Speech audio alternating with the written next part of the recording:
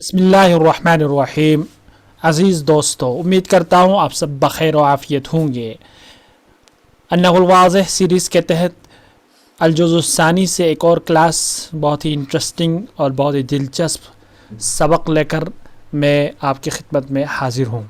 अगर आप पहली बार हमारे इस चैनल पर आए हैं तो चैनल को ज़रूर सब्सक्राइब करें और बेल आइकन को दबाएं ताकि जब भी कोई नया वीडियो नई क्लास अपलोड करें तो आप तक बराह रास्त नोटिफिकेशन पहुंच जाए।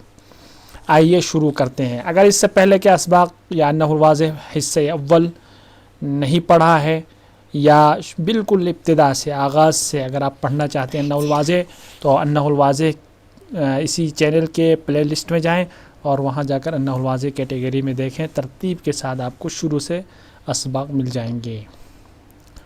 आइए शुरू करते हैं। सबक का उन्वान है अल-इअराबुल महल्ली, एराब महल्ली, महल्ली एराब।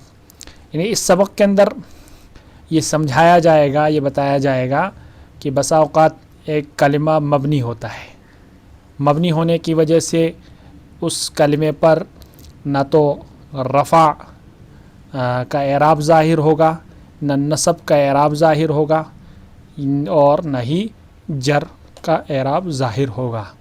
तो ऐसी सूरत में उस कलिमे की जब तरकीब हम करते हैं तो तरकीब करते वक्त ये कहते हैं कि ये कलिमा मिसाल के तौर पर मबनी अलल फ़तह है और लेकिन महल्लन मंसूब है, यानी ऐसी जगह ऐसे महल में आया है, ऐसी जगह आया है कि अगर इस जगह कोई मुअरब कलिमा आ जाता तो उस पर नसब ज़ाहिर होता, नसब का एराब ज़ाहिर होता। ठीक है, अब मिसालों से आप समझें। अंता रजुलुन मुहज़्ज़बुन, तुम एक शाइस्ता आदमी हो, बासलीका आदमी हो। अब देखिए, you R A civilised person. तो अंता आप देख रहे हैं, अंता, अंता मुब्तदा है। अंता क्या है? मुब्तदा है। मुब्तदा क्या होता है? मरफू। मुब्तदा मरफू होता है और रफ़ा किसके ज़रिए दिया जाता है? रफ़ा दिया जाता है ज़म्मा के ज़रिए, यानी पेश के ज़रिए। ठीक है, लेकिन आप देख रहे हैं अंता बावजूद कि मुब्तदा है, हालत रफ़ी में है।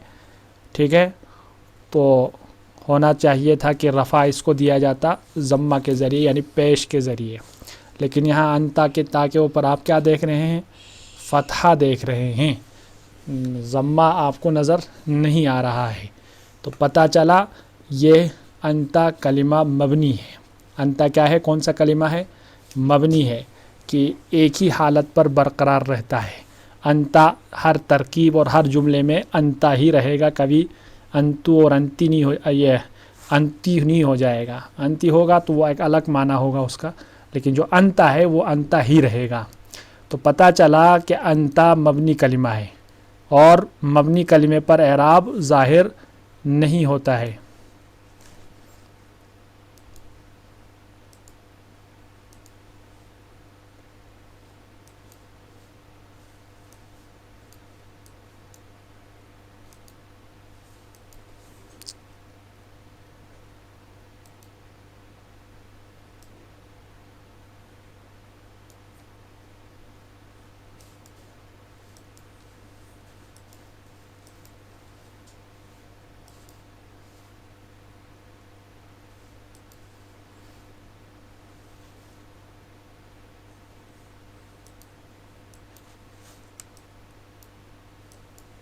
थोड़ी सी इसमें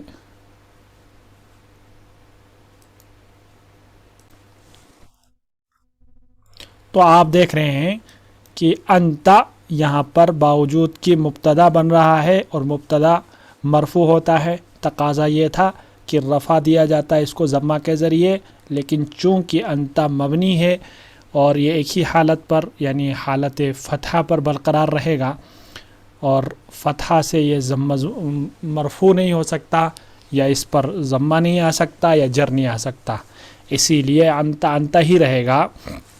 अलबत्ता तरकीब करते वक्त हम कहेंगे, तरकीब करते वक्त हम ये कहेंगे कि अंता मबनी अलल फ़त्ह फ़ी महल रफ़इन। ठीक है, हालत रफ़ी में है, मबनी अलल फ़त्ह है लेकिन हालत रफ़ी में है। क्यों है हालत रफ़ी में? क्योंकि مبتدا بن رہا ہے اور مبتدا مرفوع ہوتا ہے.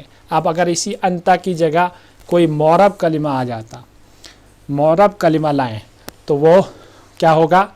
اس پر پھر ضمہ یعنی رفع ضمہ کے ذریعے دیا جائے گا اس کو. مثال کے طور پر زید رجل مہذب، ٹھیک ہے، یا الاستاذ رجل مہذب.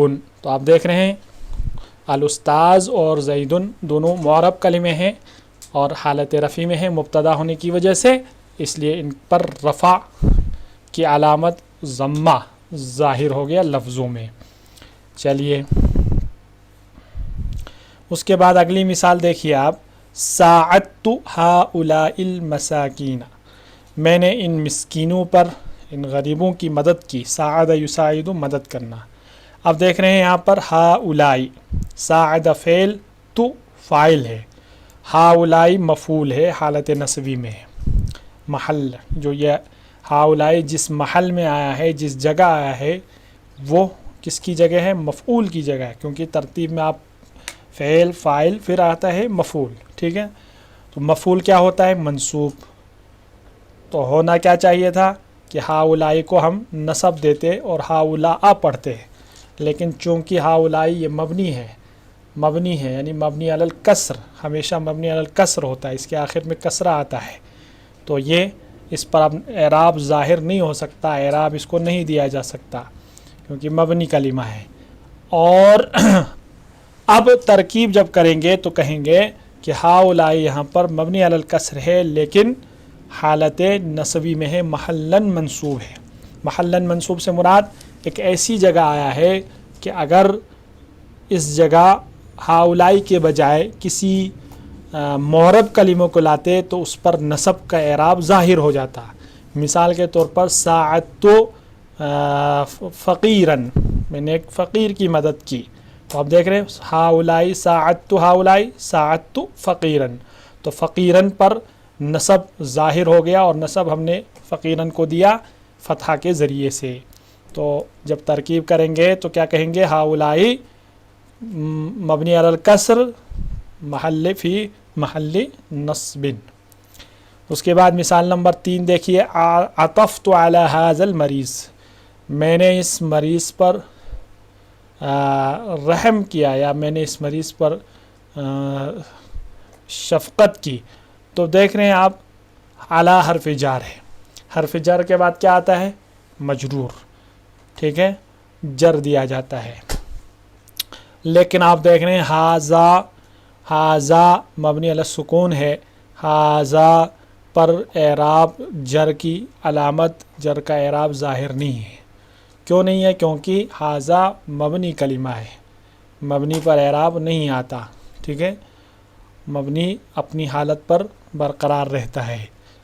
اور لیکن اگر ھذا کی جگہ کسی اسم معرب کو لائیں، کسی ایسے کلمے کو لائیں جس کا جو مبنی نہ ہو، جس کا اعراب بدلتا رہتا ہو، تو وہاں پر آپ دیکھیں گے کہ علی کے آنے کی وجہ سے اس پر جر کا اعراب ظاہر ہوگا. مثال کے طور پر عطفت علی المریض، مثال کے طور پر ھذا کو ہٹا دیں اور کہیں علی المریض، پھر المریض ذات پر جر کا اعراب ظاہر ہو گیا اور جر دیا گیا کسرہ کے ذریعے سے. ٹھیک ہے، تو اس کو ہم کیا کہیں گے؟ ھذا کو یہاں پر اعراب محلی. ٹھیک ہے، محلاً معرب ہے، محلاً جو ہے اس کو یہ مجرور ہے. ٹھیک ہے، محلاً اس کو جر دیا گیا ہے، لفظاً تو نہیں دیا جائے گا لیکن محلاً یہ مجرور ہے. لا تشربن الماء الکدیرہ، تم بالکل بھی گدلا پانی مت پیو. لا دیکھیے، لا تشربن، تشرب اعراب کا جو محل ہے وہ کلمے کا آخری حرف ہوتا ہے. تشرب میں آخری حرف کیا ہے؟ با ہے. ٹھیک ہے، ہونا کیا چاہیے تھا؟ ہونا چاہیے تھا کہ تشرب، کیونکہ لا نہیں داخل ہے. لا اپنے فعل پر، جس فعل پر داخل ہوتا ہے اس کو جزم دیتا ہے، لا تشرب ہونا چاہیے تھا. لیکن چونکہ تشربن مبنی کلمہ ہے. کیوں مبنی کلمہ ہے؟ پچھلے سبق میں ہم نے پڑھا تھا کہ جب فعل مضارع سے نون تاکید متصل ہوتا ہے تو فعل مضارع مبنی علی الفتح ہوتا ہے. تو یہاں پر اعراب ظاہر نہیں ہوا. کیوں ظاہر نہیں ہوا؟ کیونکہ تشرب مبنی ہے. مبنی کیوں ہے؟ کیونکہ یہ نون تاکید کے ساتھ متصل ہے.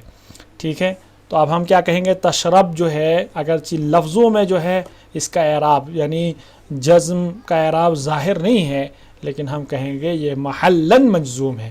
محلاً مجزوم ہے، یعنی اگر یہاں پر فعل مضارع نون تاکید کے ساتھ متصل نہ ہوتا تو لازماً فعل مضارع مجزوم ہوتا اور ہم کہتے لا تشرب الماء الکدیرہ.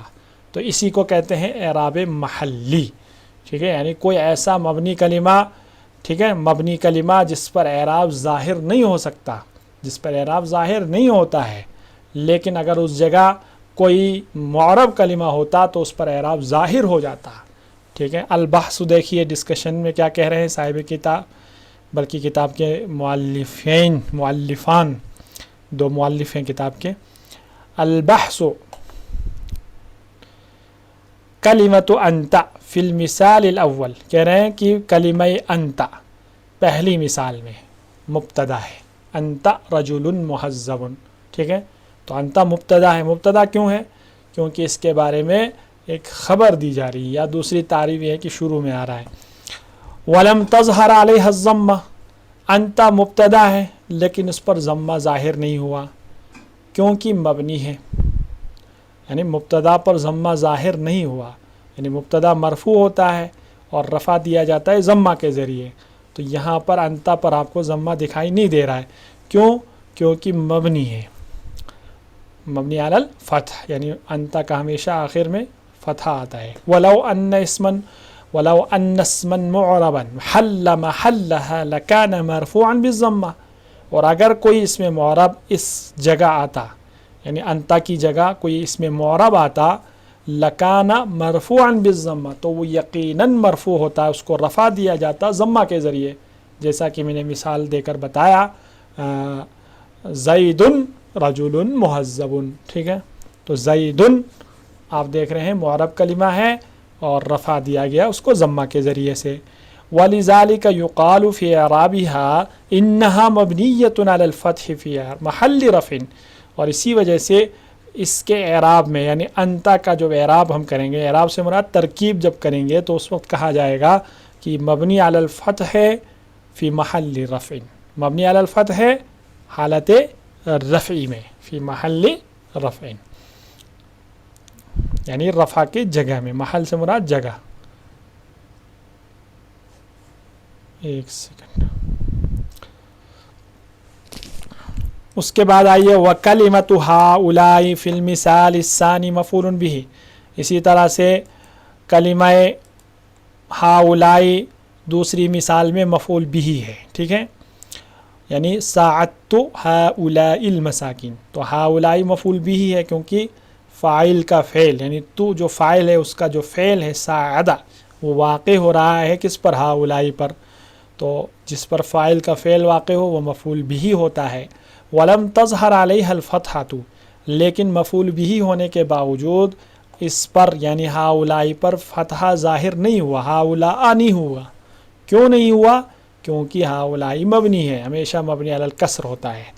ولو ان اسما معربا، اگر کوئی اسم معرب اس جگہ آتا، ہؤلاء کی جگہ آتا، تو یقیناً اس کو نصب دیا جاتا فتحہ کے ذریعے سے. اسی لیے کہا جائے گا اس کی جب ترکیب کریں گے ہؤلاء کی تو ہم کیا کہیں گے؟